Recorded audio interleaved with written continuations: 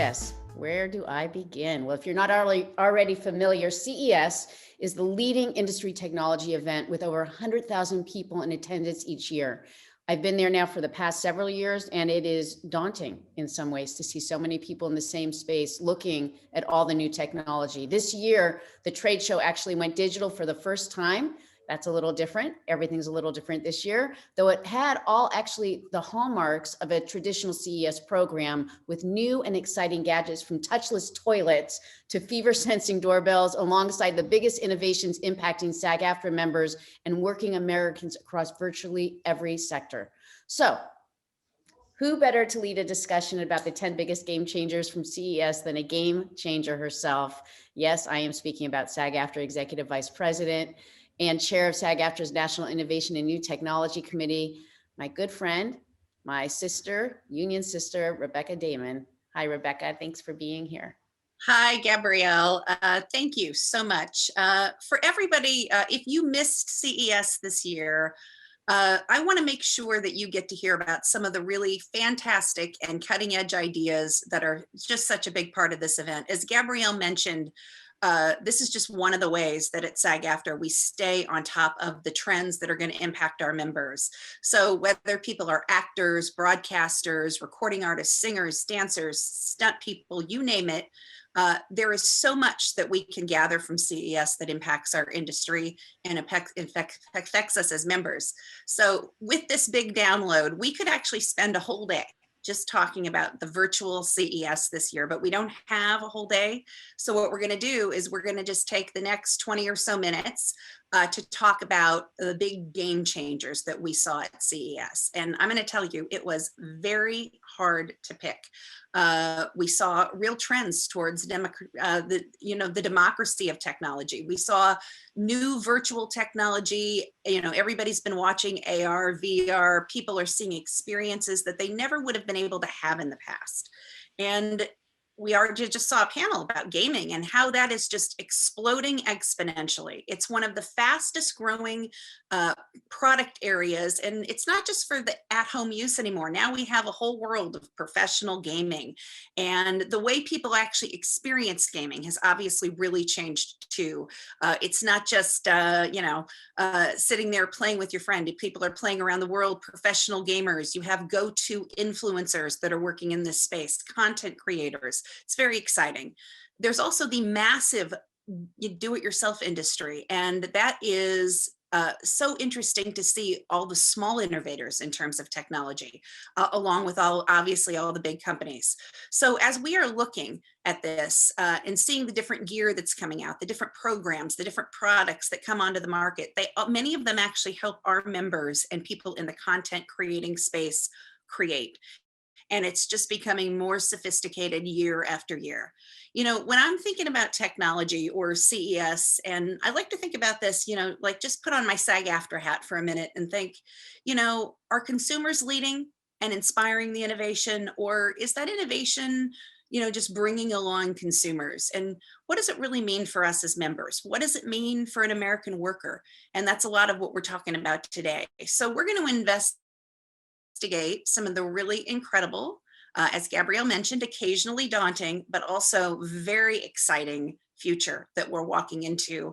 I have just the perfect set of people to do that with. We have a fantastic National Innovation and New Technology Committee at SAG-AFTRA, and I'd like to introduce you to a few of them right now. I have National Board Member and LA Local Board Member Ben Whitehair, as well as Aubrey Mozino and Dileep, who are joining me to go through 10 game changers. It's pretty exciting. So right now, I'm going to turn it over to Ben Whitehair for number 10. Go ahead, Ben. Number 10 on the list, we have the ITRI Dual Arm Robot System, with the acronym DARS. The big thing here is that it has human-like hands and arms, and can continue to see as robotics continue to improve, we're getting closer and closer to robots that can actually do the things that humans can do. So when we think about it in terms of how this affects our membership, a couple things have come up. One is how this might affect things behind the scenes on the production side of things, where you can have robots taking over the jobs that require fine motor skills. and things that involve perhaps shooting or, camera technology that we're looking at increasingly. People are finding ways to incorporate, you think of like maybe a camera that's designed to follow somebody, and that you then pair that with these robots who can do things that other humans wouldn't necessarily be able to do, or would be more dangerous. Or I can put a robot in an explosion and get that filmed in a way that I wouldn't be able to do with a human. So it's continuing, as we talked about as a group, the refinement of what is happening in robotics is happening faster and faster. And as we see that, the tipping point for when you can have, as Dileep was saying, a quantum leap in this technology that really starts to impact how things are being filmed, what we're able to do in filming, and how it affects us in the actual performance. So that is number 10 on our list there. That is great. Thank you, Ben. I mean, I think the quantum leap is what we're headed towards. I think sometimes when we think about robot technology, we all have our Battlestar Galactica or our Star Trek moment, or whatever that is for us individually that we think about. But what has been so interesting in terms of the evolution is this has come in just these last couple years at CES. It's come just such a really far distance in a short span of time. So it's actually exciting, but like a lot of these, also just maybe for a few people, a little scary. We're gonna jump into number 9 with Aubrey. So number 9 is Levovo's 5G enabled Ideapad laptop. And this laptop's a little bit different than most because it has a cellular antenna in it that allows you to connect to the 5G network, which obviously 5G is a big buzzword, especially at CES the past couple years, and now even more so. So you do not need a Wi-Fi link, or you don't need a hotspot in order to connect to the internet with this laptop. You can connect to the super speedy 5G cellular network. And if 5G is not available where you are, you're still able to connect to 4G LTE speeds as well. And this is a game changer because if you're a filmmaker, a musician, a content creator of any kind, you can now shoot your content, you can edit it on the fly, and then upload your project right where you are without needing to connect to a hotspot or needing any wires. So really great for people that are shooting spontaneously on the go in remote locations. And this could also really open the door for musicians to do live streams from really unique locations. I think, we're all used to seeing musicians now recording and live streaming from their homes, but it'd be really cool to do this, from all over the world in places that maybe don't have the power capabilities needed previously. Also some just impressive implications for students as well who live in rural areas, who can now probably stay connected better to classes and teachers when they don't have very reliable Wi-Fi access. So just real cool product, a real neat laptop. That's great, Aubrey. Okay, we're moving on to number 8. I'm gonna go back to you, Ben. So number 8, the game changer is really smartifying homes. We are continuing to see an incredible breadth of particularly devices that are making our homes more and more focused around technology. A couple things that I want for us to be thinking about is how does this affect us? Some of the things are fun. There's an ice cream pod maker that was getting a lot of traction. People are very excited about being able to make ice cream at their homes. But I think the things that really are going to make a difference for us as professional performers and creatives are the things that allow people to consume content more and in different places. One of the popular things that came up for a lot of people was a Bluetooth shower speaker by a company called Ampere that's, bringing music, podcasts, all of the content that us members are making into your shower, right? We've got TVs in bathrooms and more ways for people to consume the content that we want, which I think is overall a positive thing. The other element of this, Linksys has a new router. A number of other companies have much faster at-home Wi-Fi routers. And as particularly in the US, as we continue to increase the speed of the internet that your average person has access to, all of a sudden that means they can stream our content, whether that's, as simple as what we think of that not every, American has access to around streaming Netflix or, other streaming services, but it again increases the way that people can consume content. The last piece around the Smartifying Homes that I think really impacts our members is just the level of immersive experience that you can have to consume content in your home. A home theater continues to get closer and closer to what you would experience if you went into a movie theater. And particularly during a pandemic, people are looking to find ways to have that immersive content experience. And it is upping the game in terms of the caliber of content that people are needing and how they're making the films. We'll talk some more as we go on about some technology that's helping people do that. But there are more ways for people to consume content in their homes. The level of that content is getting more and more sophisticated and continuing to bring that to more and more people. Great, thank you, Ben. Now, number 7, Dileep. So number 7 in our game changers was the Canon Volumetric Studio. It's a volumetric capture chamber. Now, many people have worked with different technologies in a portfolio of using different technologies to make this happen. We already have films that are being made this way. Avatar is one.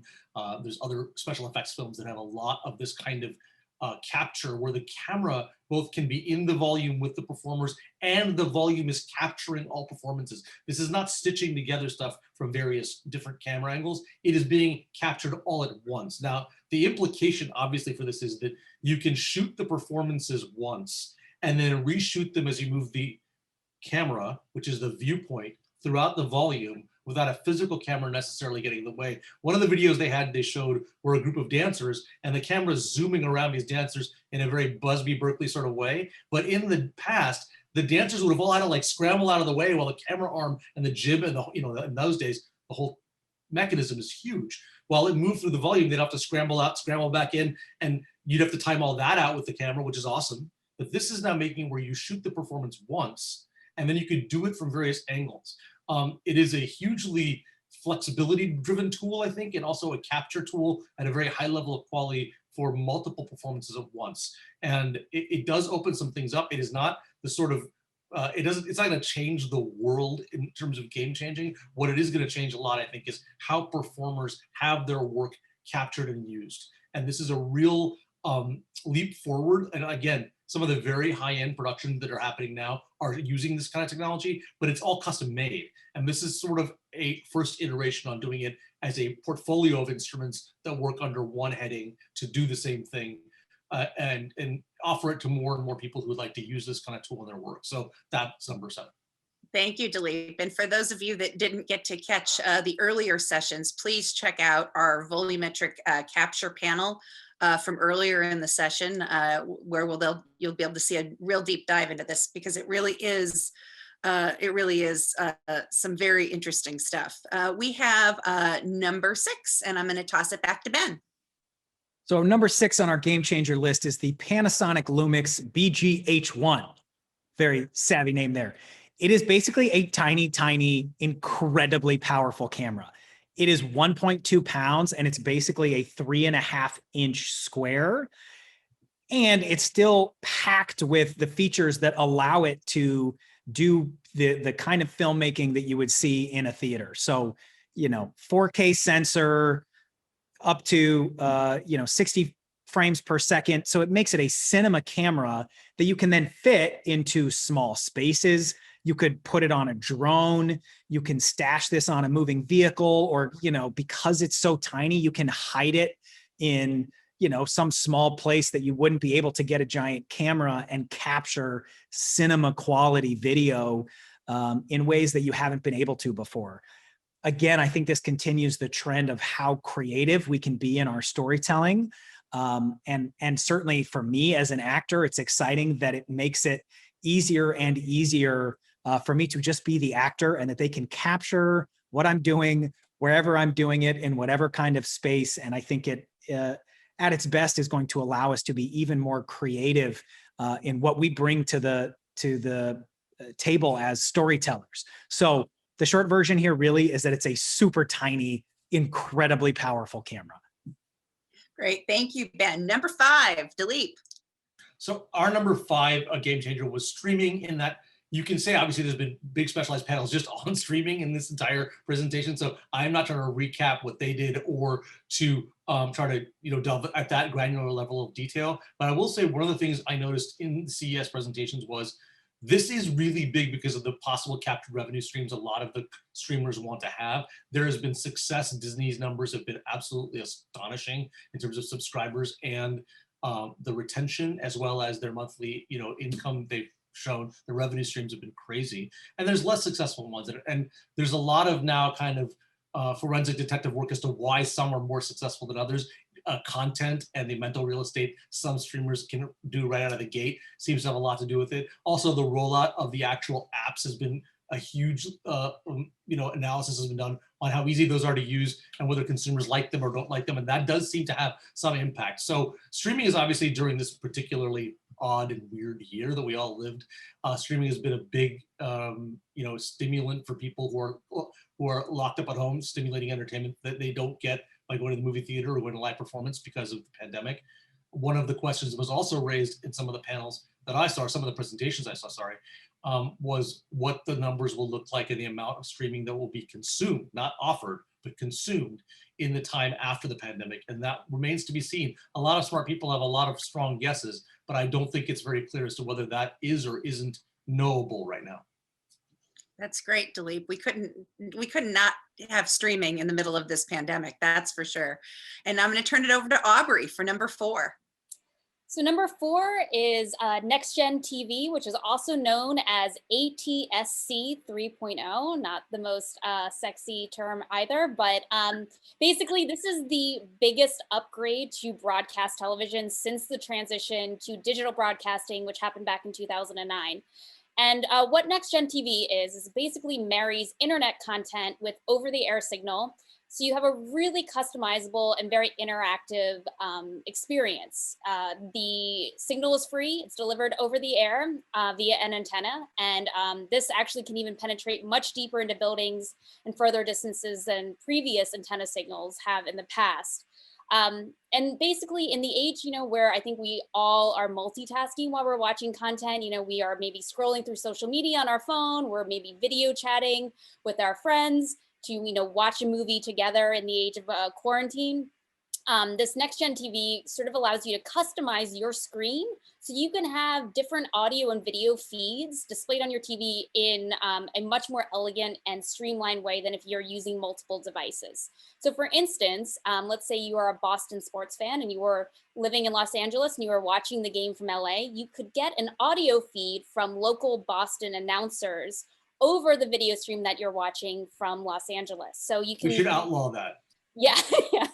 Depending on, exactly how much punishment you want to inflict on people around you as well.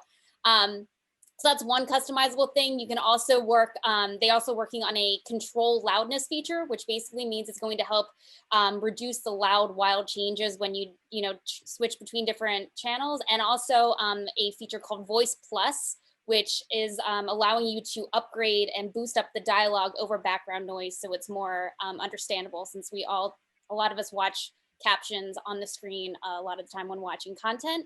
Sony, LG, and Samsung already make next-gen capable TVs, and they anticipate about 50% of households should have next-gen capabilities by this summer. Aiming for 8K down the road. Right now it's 4K only. And just one thing to keep in mind is that it does track your viewing, and so you will get more targeted ads, which is a upside downside depending on how you look at it. But it's a really immersive picture. The HDR and this wide color gamut and sound upgrade really, really makes it for an impressive signal, especially when you think of it's coming over the antenna. Yeah, we could do a whole panel just on targeted ads. There you go. Thank you, Aubrey. That was great. Number 3, Ben. Number 3, gaming. For those of you who are like me and maybe grew up building computers to play games, you will geek out about a large amount of the specific technology in, you can see on the screen there, we've got things like smart N95 masks that light up and allow people to see, your face. You've got some transparency so you can see people talking, which was a lot of things that came up at CES 2021 have been in the health space and how the pandemic has affected this. So we're seeing it even with gaming companies and the masks they're making. You see the wraparound screen gaming chair there. And there were a number of developments like that that continue to increase the caliber of the gaming experience that people can have and the number of people who can access it. So, you know, we saw things like there was basically a new version of the Atari VCS, which is basically an all-in-one media device. So you can do things like 4K media streaming as well as gaming, and continuing to see, you know, people accessing the type of theatrical content via their gaming device and seeing that trend continue. We're also seeing huge leaps in just the technology around processors, video cards, next-gen laptops, where you can continue to have high-end gaming experiences on mobile devices. So whether it's all the way to your phone, or things like the analog pocket, which looks like a Game Boy, but has adapters in it for, you know, Game Boy Color, other different cartridges where you're actually playing the games on that. People are able to have and access these games, whether it's from their phone or on their laptops, anywhere they are, which again puts our performers who are doing performance capture into more people more often that are consuming that content. And the last piece I'll say on that is the technology is also affecting the post-production process. So the gaming technology is often what is leading the charge in faster, easier, cheaper post-production editing. All of the video work in the gaming space has a huge impact on the filmmaking process. And hopefully we will see that continue to make it easier and democratize who can make content, because the technology makes it easier and easier to make world-class content on the backs of often the gaming technology itself. Thank you, Ben. And number 2, Aubrey. So number 2 is lovingly referred to as the holodeck, but it's basically it's called the Illuminarium. But Panasonic, with this company Illuminarium, have partnered to create a immersive digital attraction that is best described as the holodeck from Star Trek, if you're familiar with that show. And it's basically designed to transport you to different cultural destinations, natural wonders, sort of anywhere in the world in a completely interactive and immersive experience. It is a 360, you can see the photo here, 360 visual experience. And there's 4K projectors in a 30,000 square foot space. So it's really massive. And the picture quality is just really stunning. The first one's going to be opening in Atlanta later this summer. And you're going to be able to roam through a wild safari without getting actually eaten by a lion. And then there's going to be one opening in Miami and then Las Vegas very shortly. But the idea behind this is to sort of democratize access in at least a digital way to some of the world's most extraordinary places and experiences. So you don't necessarily have to buy a plane ticket to go. You can sort of experience it in this holodeck world, which I'm sure some people have various feelings as to if that's a good thing or not. But the future Star Trek has finally come true. It's here. There you go. I was going to call you on my mobile phone or tricorder, that sort of thing. I feel the same with the holodeck. It's exciting. And now we're to number 1, Dileep. So the number 1 game changer, I think this is the most important thing I saw overall, because it continues to be a real, I think, challenge to what we do, and it may one day be something we look at differently, but is synthetic performance, or the invention of human performance, or the creation of human performance that doesn't originate with the person, or the synthesis of performances such as deep fakes, where someone has done something else and they're used to make a whole new performance that they have not given permission to do. And so the real breakthrough here is, I thought, it is iteratively every single CES, every single time you see this technology debuted, it is iteratively more quickly achieving a verisimilitude to human, palpable human reality than it is something that just looks like a video game, right? And video games themselves now are becoming like this too. So in some ways, it's a threat to actors, it's a threat to performers, news readers. The thing I wanted to highlight more than anything, though, is in watching these presentations, which, this year you got to see just the people advocate for the product without a live panel. Like, no one was there to listen to them. So they were more unvarnished in what they were saying. And the intent communicated by many of these different types of groups were, wouldn't you like to replace the performer? Wouldn't you like to not hire the actor openly, right? Or how about a journalist who's a broadcast journalist that's not a person, right? And you could advocate their point of view, whatever the implications of this are. You don't have to necessarily have a human being whose standard will be violated by what they're doing. It's not a real person. They don't have to pay the actor, but apparently they think this technology is ambitiously free. It's not, right? But the appetite to replace the performer and the human presenter is not only seeming to be pushed by the vendors, but they are obviously detecting a desire by producers of some of this content to replace human beings as well. I don't think it's worth speculating whether we think it will or think it won't. Those sorts of indulgences are about easing our anxiety or soothing our insecurity about seeing this, or just deciding things we don't know yet. I do think it's worth noting that this is becoming a larger avenue of presentation within CES. And it's quite jarring as a performer and member of SAG-AFTRA to go from looking at a very cool new TV to suddenly seeing someone be like, I would like to replace you with a non-human set of electrons, right? That is a different kind of technology. And it does speak to, if Ben is saying, like, we can blow, like with that camera, or we're talking about the robots, right, behind the scenes, we could blow up the camera, blow up the robot. It's unsafe for humans. That's one thing.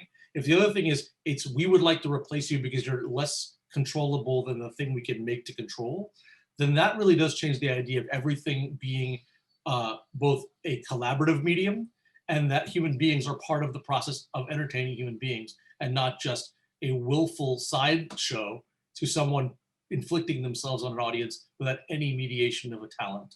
I think that it's worth noting that it's becoming realer and realer, and we as organizing people within these areas of presentation performance need to take it very seriously, because its reality, its look, is iteratively getting closer and closer, and it's worth noting.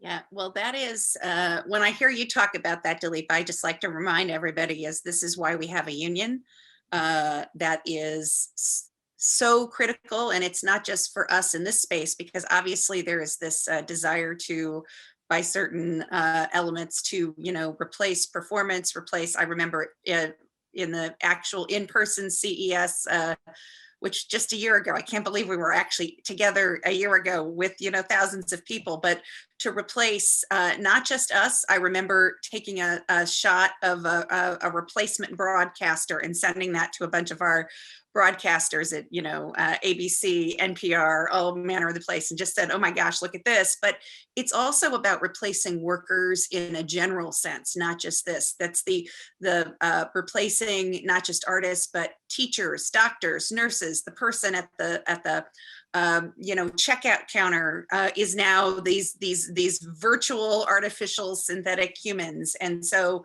I think it is something that not only we are watching, but the entire labor movement is watching as well, to make sure that this is done in a responsible way wherever we can have that input. And with that, I know we have to wrap up because we're just running out of time. But before I do that, I want to thank Dileep, Aubrey, and Ben. Thank you guys for all your great insights today. It was just terrific to hear from you. And I'm going to turn it back over to the fantastic Gabrielle Carteris. Thank you, Rebecca. Thank you, you guys. What a great, great discussion. Aubrey, Dileep, Ben, this is really, the research and what you're expressing to us and sharing is really incredible. And it is something that we have to be mindful of. And that is why we have a union. So thank you so much.